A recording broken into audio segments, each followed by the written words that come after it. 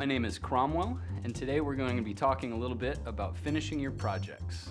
You should know that it's always going to take longer than you think. Prep is a major part of it, and there are lots of different ways to do it.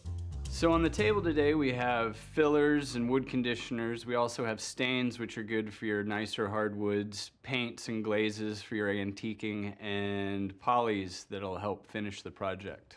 So sanding is an incredibly important aspect of finishing your projects. Sandpaper comes in different grits. The lower the number, the rougher the grit, the higher the number, the finer the grit. Generally, you'd want to start with a rougher grit, so a lower number, and then work your way up to a higher number, a finer grit. The way that I tell that I'm done with sanding is when I can run my hand across the board and it feels very nice and smooth and flat.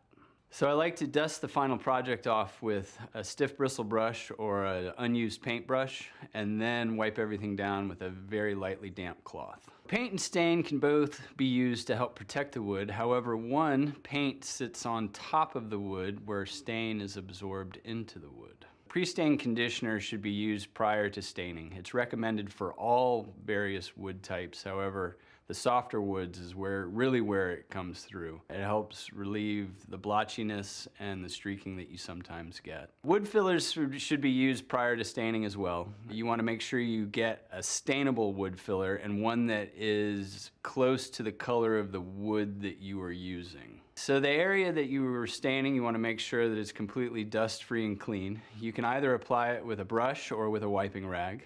The longer you let the stain sit on the wood, the darker and deeper the stain will penetrate. And then you wipe off the excess stain.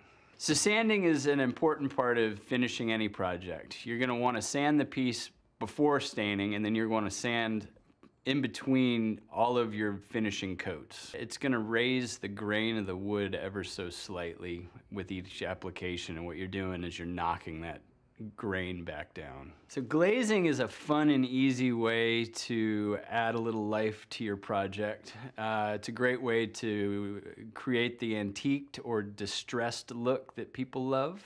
Wipe it on, brush it on in the areas that you wish to distress or antique, and then you let it sit for a second, and then you wipe it back off. And then it stays in all the little nooks and crannies and grooves and gives it that look. Polyurethane is a great final protective coat for any project.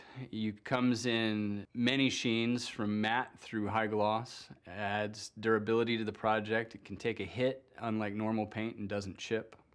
Polyurethane can be applied in several different ways. You can spray it, you can wipe it on, or you can brush it on. You're going to want to apply several coats of polyurethane.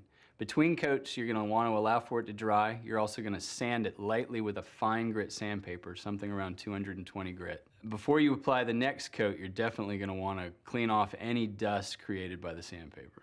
Alright, so those were a few great little tips on how to finish your project. Keep in mind, take your time, make sure to sand and clean everything between coats, and have fun.